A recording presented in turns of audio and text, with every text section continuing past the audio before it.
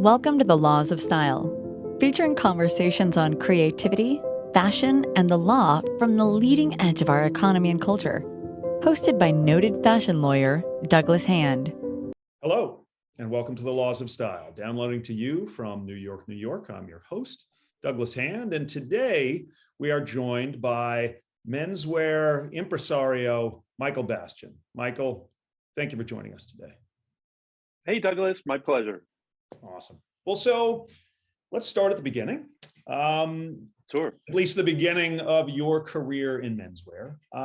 Yep. You started on the retail side. You were at least started at A&S, which is Abraham and Strauss for those that don't remember or know.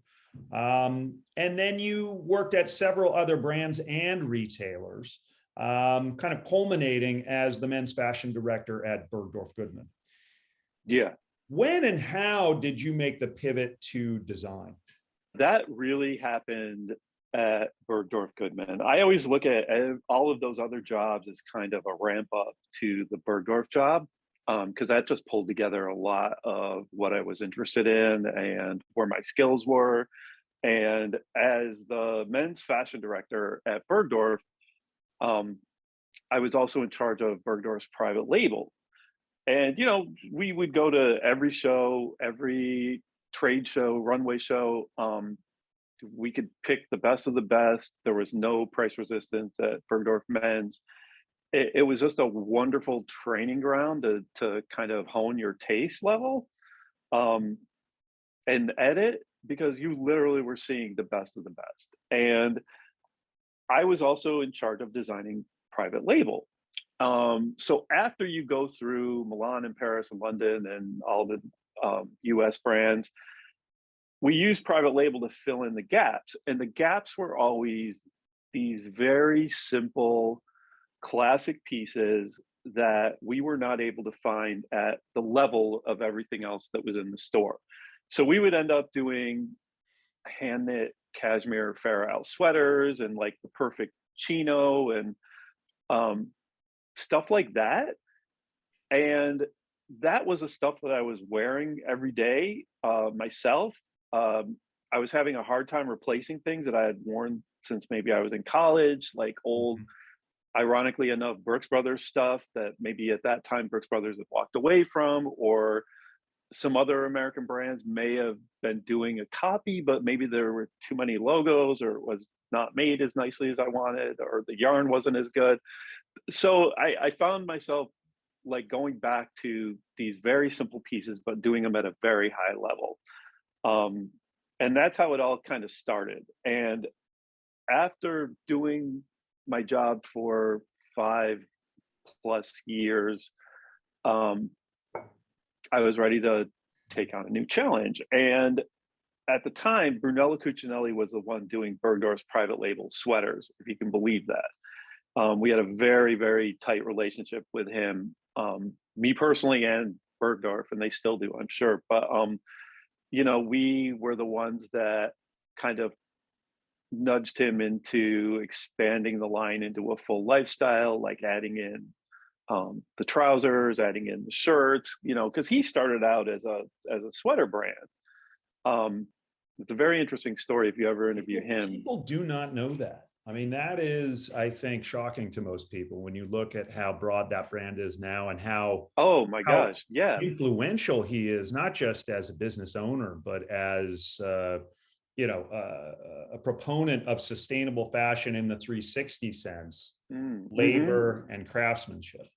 And also putting, soul into the pieces you design, having this intangible element.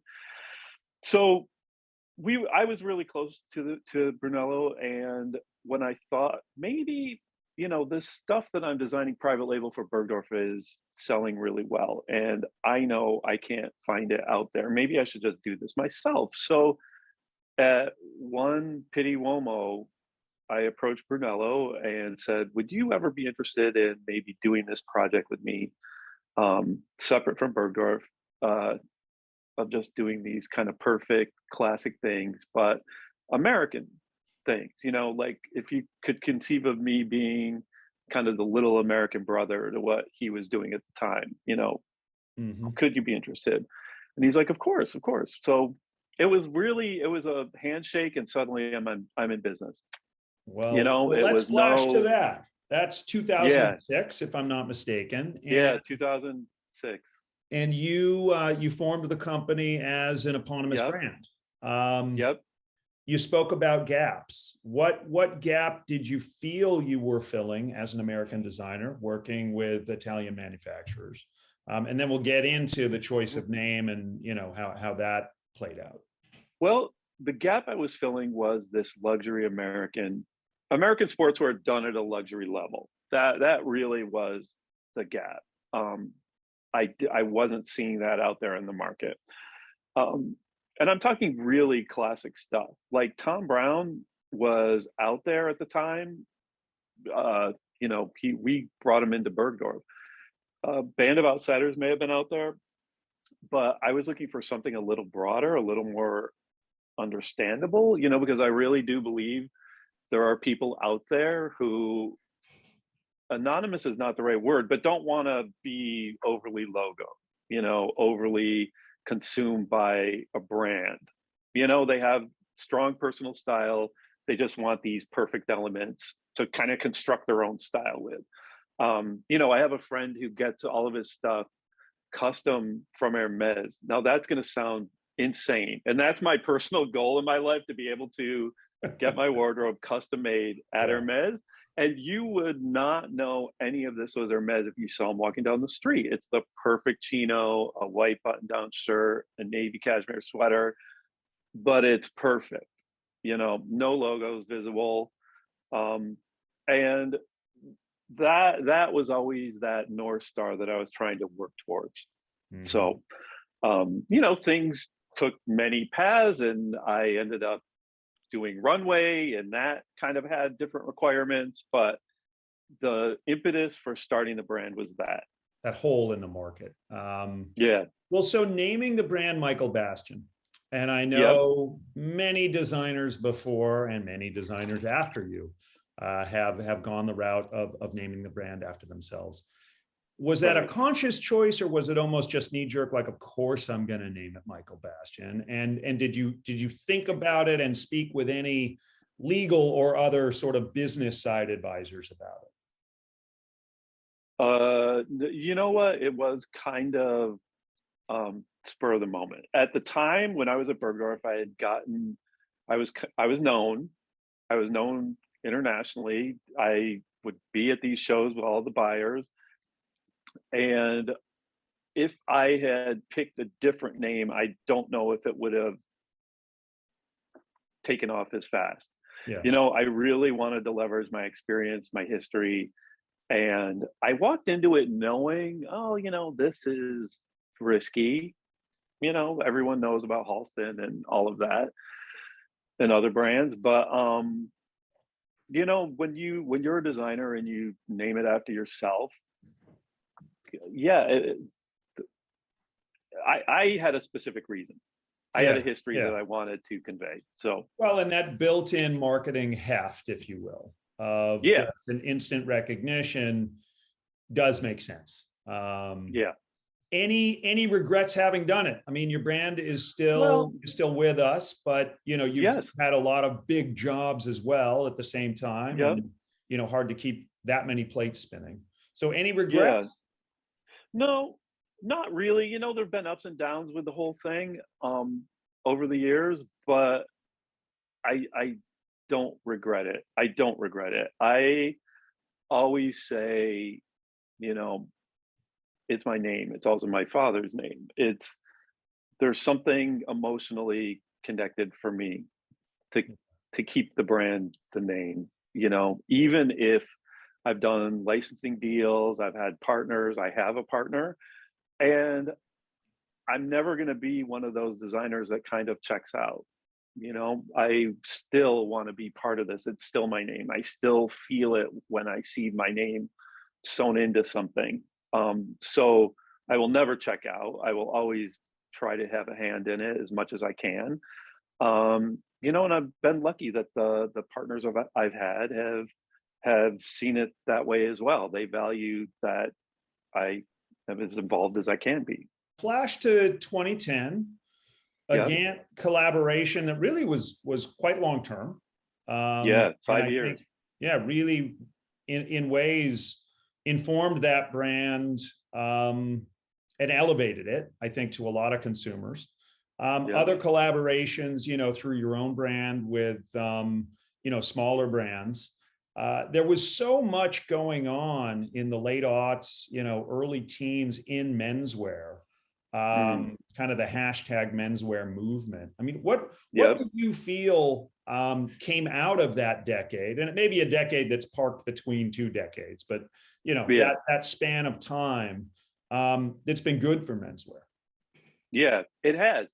Well, you if you're in this business for long enough, you really can pick up on the cyclical nature of all of it. And menswear, the cycles are a little slower, but they hang around a little longer. And in the early 2000s, it's hard to remember this, but it was kind of the era of Dolce and Gucci, and it was a brand, kind of Yeah. brand centric and logo centric.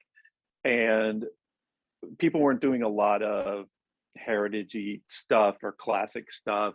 There were logos all over the place. Let's put it that way. And when we were at Bergdorf, we were realizing that we were having to reconfigure the designer floor. It had been maybe 70% European designer and a dabble of American designer. Maybe at the time when I got there, there was John Varvatos, there was a little theory shop, maybe, and that was it. There were the American menswear offering was so narrow that a luxury brand like Bergdorf didn't have a spot for it. So there was a gigantic opportunity there, and I think a lot of us kind of filled that gap. Like I said, Tom Brown started the ball rolling. Band of Outsiders, Simon Spur, I was in there. A bunch of us, plus all the other heritage brands kind of woke up. This is when Filson and Patagonia and LOB, everyone kind of decided at once, we have a heritage that we should be proud of. And it was always celebrated in Japan. Weirdly, like Japan understands kind of American trad and history better than the Americans. But the timing was just perfect for that moment.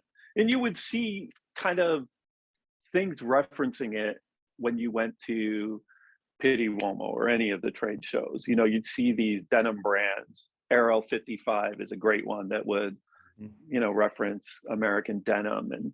And it was out there. So it was like the time, like I was thinking about this the other day. Designers who are constantly shape shifting and turning into something else to follow these trends. I always am so suspicious of that, because I think things work best when you have your own personal style as a designer and you happen to capitalize on that at the right time. And know when to maybe dial it back a little and then jump back. But like, I was never going to suddenly wake up and be a streetwear designer. Mm-hmm. That was the perfect time for me to maybe dial back, like focus more on my personal life. I got married. It was just, you got to kind of know what you're good at, when your time is, and be true to yourself. That I'm always suspicious when I see a designer who's on to the next thing. It's better to kind of stand for something. And the road's always going to come back around. It's the way menswear works. So, well, speaking of brands that have stood the test of time, in 2020, you became the creative director at the longest running, if you will, menswear brand in the United States, Brooks Brothers. Brooks Brothers has stood for a lot of things for a lot of people. You use the word trad, preppy comes to mind, classic. some might say basic, fundamental. Mm-hmm. But what, you know, how did that process come about? You know, how did they reach out to you? And how has the past year been? Well, like I said earlier, a lot of the impetus to start my own brand was to make these things I couldn't find myself, either for myself personally or Bergdorf Goodman. And a lot of that was Brooks Brothers stuff. At the time, early 2000s, Brooks Brothers was going through its own transition. It was privately owned forever. Then in the 90s, Marks and Spencer bought it, opened up a bunch of outlets, kind of changed the merchandising mix, pushed it down a little bit. And then it was bought by Claudio Del Vecchio. And the brand took on, I would say, a slight Italian flavor. The design offices were moved to Milan. The fits were changed a little bit. And certain things were dropped and added that maybe if you were a super fan of the brand for a long time, you might notice. Maybe the typical average person didn't notice, but I certainly noticed when certain shirts that I wore my whole life suddenly were only available in a non-iron, let's say.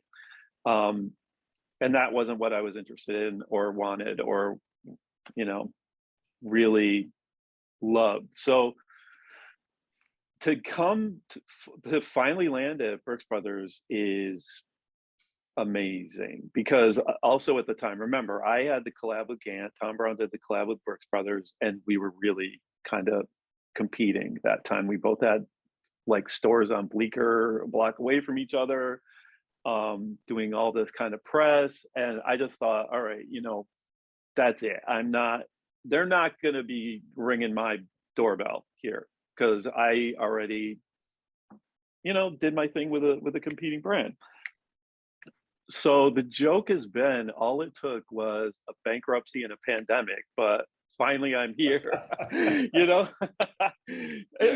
really had to be a really kind of unpredictable string of events for me to be able to land here, to have the time and be able to focus the attention on something as huge as this, to be at this stage of my career, to take a brand like this as seriously as it needs to be taken. Yeah. To come from where I came from and always having loved the brand and having a very specific point of view, which luckily lines up with the new owners and the new CEO's point of view. It was a really long chain of events that had to happen in that order for me to be here. So it's, again, like my whole career has been really this wonderful experiment in fate and good luck. And, I didn't go to fashion school. I went to business school. I kind of went through this series of jobs and ended up a designer and, had great success with that. Menswear Designer of the Year 2011, really rode that wave, runway shows, these great collaborations, Gant, Uniqlo, I step back and I can't believe my luck. Well, a lot of Brooks Brothers devotees would say they can't believe their luck that you are now at the reins. I mean, at the time that you joined and post the bankruptcy restructuring, a lot of people felt they didn't know what Brooks Brothers stood for anymore. They would go into Brooks Brothers and expect to get 5-pocket cords in navy, or a nice roll neck Oxford that had the roll they expected, or just a sack suit, and those things weren't there, or they were there in a different configuration. How do you think that happened? Well, how the brand maybe drifted a little bit. Yeah, drifted or deviated, or just, there were at certain times those gaps in the product offering. I really can't explain it. I really can't explain it, other than maybe the brand is, to me, the quintessential American brand, and there's a quintessential American style. And I say this as a guy who lived in Italy for a long time, like, you really see the difference, in what real American style is versus Italian style. And it's not to say that they did anything bad or wrong. They certainly had a very huge business for a long time. It's just I just feel like it wasn't tapping into what, to me, the brand always stood for, should always stand for. You know, there's so little you can rely on. You could always rely on going to Brooks Brothers and getting those Oxford boxers that are a little on the baggy side, the OCVD that's kind of oversized. There were things that you never dreamed would go away, never dreamed would go away, because they were just so baked into your life and your parents' life, your grandparents' life. And, you know, so for a certain group of people, the loss of those was really felt hard, you know, and to the rest of the world, maybe they didn't notice, and, you know, the brand was still doing well. So, you know, the people who are super fans of the brand, um, I always wanted to like let them know I am you. I too want this to go back to exactly what it is. They also happen to be very vocal. And you know, things this is not going to happen overnight. This is going to take a minute because of a lot of factories went out of business. A lot of, you know, things happened in the last 20, 30 years. And also we have to be in the world, the modern world as well. But you know, slowly, I say I'm not reinventing the wheel here. I'm putting the spokes back in the wheel. This is an established wheel. Believe me, this brand will be here long after I check out. And I just think what I need to do is kind of tap the brand back to its core strength, which is classic, traditional American. Our CEO, Ken Ohashi, he really summed it up beautifully. He said, "All right, to me, this is what we are going to focus on. The brand has three key words to think about. Number one being tradition, oldest American brand in existence from 1818, with a deep bench of iconic pieces. The second is innovation. What people don't realize about Brooks Brothers, they think you know, it's just their grandfather's favorite brand or something. But the reality is, Brooks Brothers invented the modern ready-to-wear suit. Before Brooks Brothers did that, it was all custom. Brooks Brothers invented the non-iron shirt. Brooks Brothers invented the button-down. It's insane. Brooks Brothers was the first one to bring Madras and really go with seersucker. So many firsts happened at Brooks Brothers, and that element of innovation, people don't necessarily think of us for, but always needs to be there, is baked into the brand. And we really want to celebrate that. And the third is my absolute favorite, and that is celebration. And what a beautiful thing. Brooks Brothers is there for you at the most important parts of your life, times in your life, your wedding, your bar mitzvah, your graduation, all of those beautiful, beautiful moments that you need to dress up or buy your first tuxedo, or, you know, it's like, it gives me chills. It's like, it's something that I really value and take seriously because it's true. And I never thought of it, but great responsibility. Great responsibility. Yeah, I do. And I take it very seriously. Getting these things to be as perfect as possible. And, you know, now with supply chain problems, getting them in the store, it's hard to even get the quantity of white shirts we know we can sell, which sounds ridiculous. Or certain, like tuxedos, there's kinks in the supply chain, let's say, and we know it and we're fixing it. But it's funny, the other day on eBay, I found an old Brooks Brothers ad from the 40s. Yeah, right after the war ended. And it was an ad basically saying, look, there's shortages. We know it. It's going to take a little longer to get you your stuff, but stick with us. We're doing our best. And it just shows you there's always been supply chain issues. There's always been kinks in the hose. But you know, a brand this old, you're going to experience that. But it's only like, you know, smooth sailing ahead. Well, part of that process for you, you know, we talked about this when you started, was, Mm. I think for many of us, the enviable task of going into the archives for a deep dive. Mm. Yeah. I would have loved to be your research assistant on that. But, you know, we talk about these iconic pieces, but we're talking an over 100-year span. So Yeah. as you sought to fill those gaps, do you feel that there was a focus on, say, a certain decade? I mean, you and I are sort of children of the 70s, 80s. Yeah. I think, you know, we Yep. both read the Preppy Handbook, and maybe that Yep. was a default for you, but there obviously are pieces from the 50s and earlier that Yeah. are also iconic. Did you sample from various decades, or do you feel you're bringing back a certain sphere of the history? Well, I will always default to the 80s because that's, you know, I think we all default to that period in your life when you're just able to, you know, express your own style. And to me, Brooks Brothers, that was its heyday, the 80s. But of course, I would think that to some people, it's the 60s, the 50s, the 40s. Um, let me give the Oxfordcloth button down.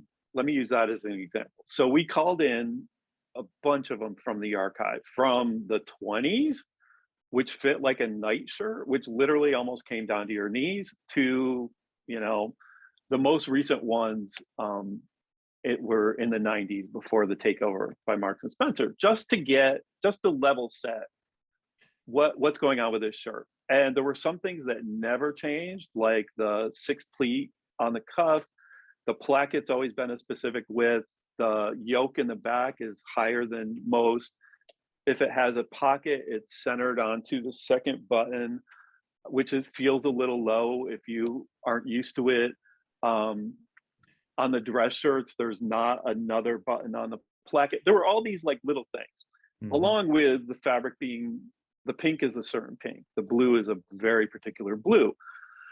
But then there were things that did change that we found out, that, you know, there's this myth that Brooks Brothers shirts have no fusing or lining in the collars and cuffs. Yeah.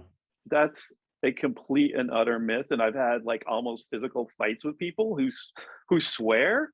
And I have had to show them archive pieces where, you know, you loved your shirt, you wore your shirt, the collar wore out, you see that little bit of fusing, that it looks like kind of a burlap interface thing, not burlap, but, you know, and if it didn't have anything in it, it would be the same fabric. So, you know, people have very specific ideas of where they want to drop the needle as the golden period. And I'm doing my best to kind of aggregate the best, the things that never changed, and then the things that did change a little. Like the length has gone up and down. Every shirt we had really had a different length, from, like I said, nightshirt up to, you know, almost like a little too short. And we chose right now to drop the needle with a length that you can tuck in, or you can, you know, leave untucked, kind of poke the front end. It's still long enough to be neat and all that, but but that's just the shirt. Then you can go into the navy blazer, the camel hair top coat, you know, Harris tweed, the shoulder pads and the fit. There's super fans who are really obsessive about every single one of those details. And all I have to say to them is, I'm one of you, I'm with you, I hear you. Sometimes it's frustrating because, you know, they aren't kind of understanding the reality of sometimes production or where the factories are located. And, you know, but we'll get Well, there. certainly for a lot of Brooks Brothers history, they were working with manufacturers located here in the US. Almost all of them are gone. Yeah, all of them are gone. And that is a very important part. If you're the most iconic American brand, of course, we need to have some US production. And we are working very hard at that right now to get that figured out. And that's really all I can say at this moment. But we heard you, and we agree with you. There should be American production at Brooks Brothers where we can. Sometimes we're going to have to be very clear with the customer that the price is going to be higher than making it in Asia, let's say, or even like in Portugal, because of the labor cost here. So, there's a reality, but it's a cost that I think a lot of people are willing to absorb for made in America. So that's coming. Let me ask a question that a lot of brands and some heritage brands, and it would seem most befitting a heritage brand, are gravitating towards, which is sort of an endless life cycle potentially for their items. You saw this, I think, first, probably and most prominently with Patagonia, where they will take back your gently loved or harshly loved items and give you a credit for another one, and then they will either upcycle that fabric or they will put it on the secondary market. Is that something you see Brooks Brothers doing, particularly considering such a long legacy of quality? Yes, and we're approaching that in a couple ways. One, we introduced last year a vintage shop online, where we put just vintage Brooks Brothers, because we were buying a lot of it. I was buying a lot of it to just, like I said, level set what was it throughout the decade. But also we were realizing, there's a demand for that. There's customers who, if you are kind of really obsessive about a 1950 sack suit, of course you should be able to come to us for that, or we should be able to offer that custom to you, that pattern. So kind of getting back our own archive, creating these kind of shop and shop environments. It's a work in progress. You need a kind of a critical mass of merchandise to launch. And we've been working with some vintage dealers, but that's one way. The other way is, and this just came up, we are working with a company that will take a shirt, an old shirt of yours, and like maybe make it into a baby dress, like a way to literally repurpose the boyfriend dress shirt or the boyfriend jean sort of concept, but for little kids. Which I love, because I just think that's a really cool way. But we're definitely always thinking of that, the cyclical, and also part of that is making things that are going to last, not disposable. So, so Brooks Brothers, certainly classic pieces. Some might say certain basic pieces, not overly fashiony. So how does your guy get dressed and exhibit personal style?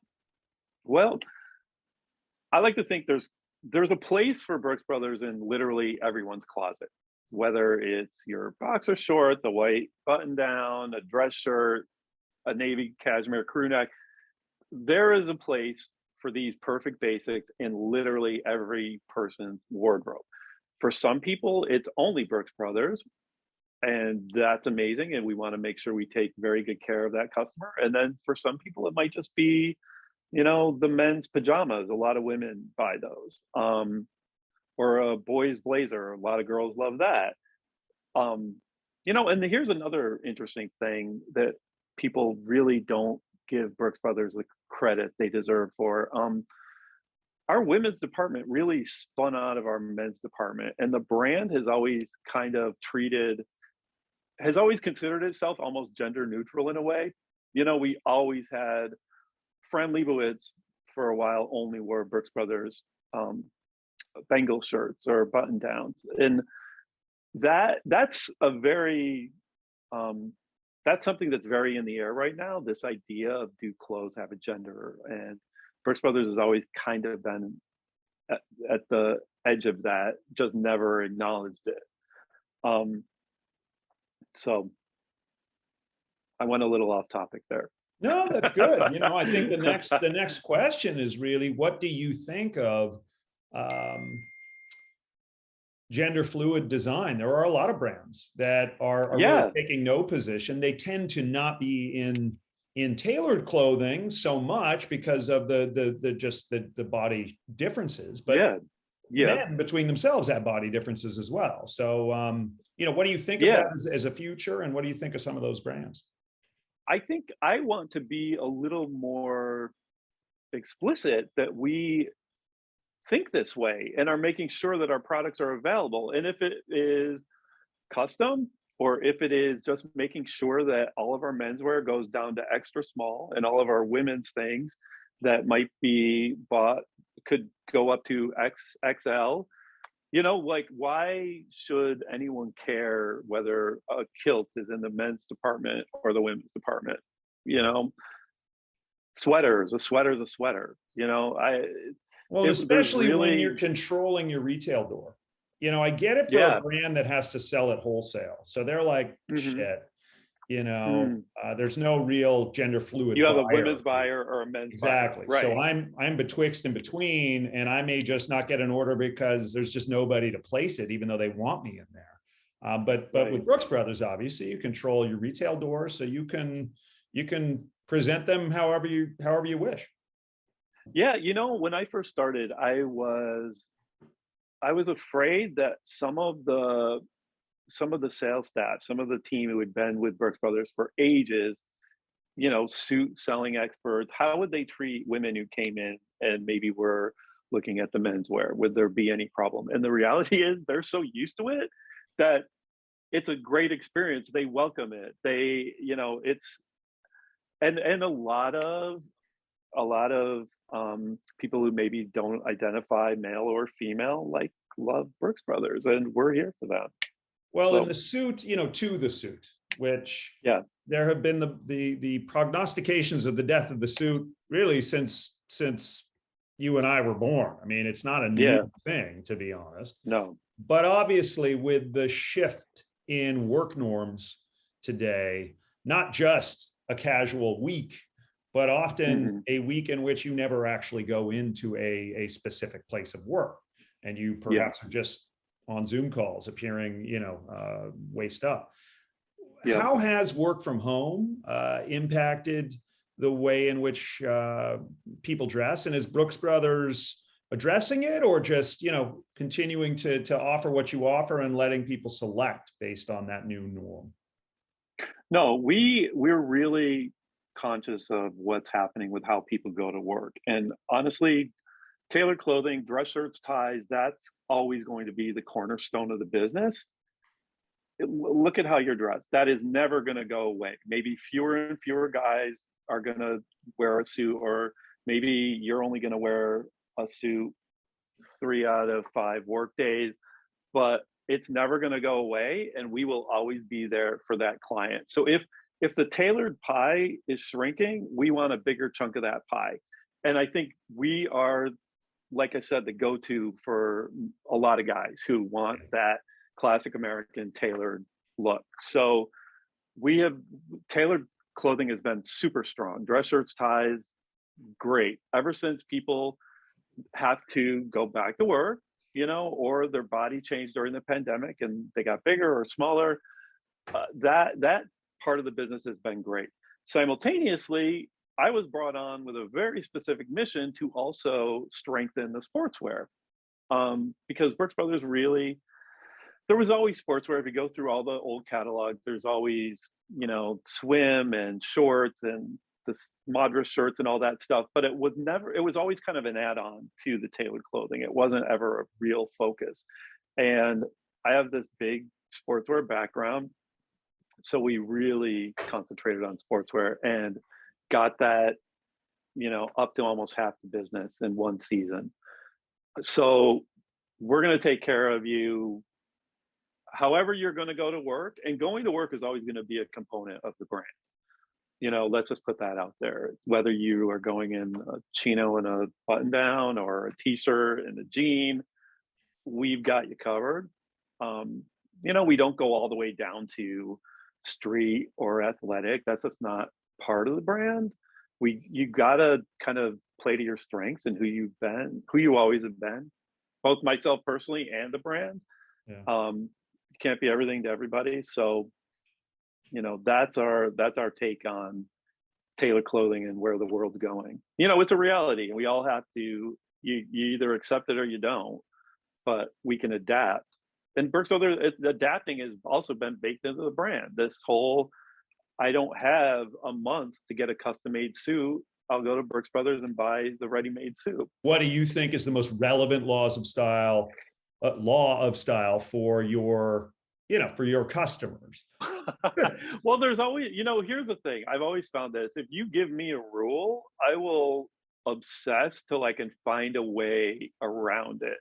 It's like it just becomes some weird subliminal challenge. So like the denim with denim, I'll like stay up all night and figure out, the right way to do that. Or so now you've just given me the black leather with denim, which obviously feels like a big old cliche, but now I'm going to try to figure out how to do that. But I will say I culminate, Michael, I do culminate as really, the ultimate rule is kind of these rules should be broken. You're not really exhibiting any personal style unless in fact you're breaking some rules. Right. And that's my big cornerstone, personal style. And that's really actually important to the brand, because when you're making these things that are very straight up, simple things that you should have for your whole life, how you put them together is what breathes life into the brand. Yeah. So personal style is a gigantic component of everything I've ever done. It's kind of that, a little undone, pardon me. Getting verklempt. Right? No, it has to always feel a little unstudied, a little undone. That is the American gift, whereas the Italian gift is perfection. Like nails, hair, everything. But that also leaves a lot of latitude for having a lot of fun with color, with pattern, with adding in vintage things, a scarf your grandmother knit for you, exactly. Personal style, American personalizing style. It is always right. That's one of, I actually feel strongly like I don't wear a lot of jewelry, but anything a child has made for me is completely fair game, and I can wear it on my wrist, right? With an expensive watch, and it's going to be right because my child made it. Like it's completely different. Right. I agree. What I don't like is no style, like not caring. And I understand there's a lot of people who just get dressed to cover their body, go about their day. But it's one of those pleasures in life. It's like some people are obsessive about wine, some people are obsessive about cars. All of these things can kind of enrich your life, elevate your day. And, if you're not taking advantage of that, I feel sorry for you. Not to say you should be a slave to fashion, but like there's a lot of fun to be had with that. Well, let me more rapid fire with you as we come to the close of the hour. Style inspirations for you, whether living or dead, and whether men or women. I go back to this one a lot, but JFK Jr. people forget how good his style was and how kind of perfectly American it was. If he had lived, let's say, I wish we could have seen how his style would evolve, because it really was great in my opinion. And then there's one, sometimes there's like ones that feel like a cliche. Like I love how Arthur Miller dressed, and David Hockney. I'll see a new picture of David Hockney and just be blown away by how he put things together and his color sense. But recently, we're in this weird celebrity age, and people have stylists, and you don't really know, is it their style or their Right. stylist style, or so. You know, I get more inspired by random people on the street, honestly, than a celebrity. Well, it brings up another rapid fire question, which is your top 3 cities for men's style. Well, Tokyo is always going to be number one. Um, I really like Boston, and maybe it's because I went to school there, and it just kind of is the birthplace of this, look that I so appreciate. Um, and then it's going to sound weird, but San Francisco. Okay. You don't think of San Francisco as like a preppy town, um, but it's there. It's there. I don't know. I think guys have a lot of style in San Francisco. Yeah. Well, as a That's West my Coast guy those are myself, those are my hot I will takes. take it, even though, I was born down in Los Angeles where nobody really gives style points to. Los Angeles, might have just as much style, but you're in your car. You don't see people You don't see it. walking, not, I don't Well, know. and Every time I'm in Los consequently, Angeles, men in particular really do not dress up in mm, Los Angeles. You see somebody in a suit and you think they're maybe serving papers on somebody, or, right? it just doesn't look normal. As well as outerwear. I mean, people just don't really Mm, buy coats, even though it gets cold yeah, in Los Angeles, yeah, going from a car environment to an indoor environment typically. And, if you have an overcoat, you're not wearing it because that's transitional, right? You wear the overcoat over mm, tailored clothing to hmm, go into the room and then look your best in tailored mm, clothing. So I hmm, think most men in those cities will wear active wear as outerwear. And I yeah, remember coming to school in the Northeast, and all I had were sort of ski clothes for cold weather, because in mm, Southern California it's just not a thing. Well, no. Michael, thank you so much for joining us. We've come to the end of our time, but really appreciate it. And as we round into summer, really looking forward to see what comes online at Brooks Brothers.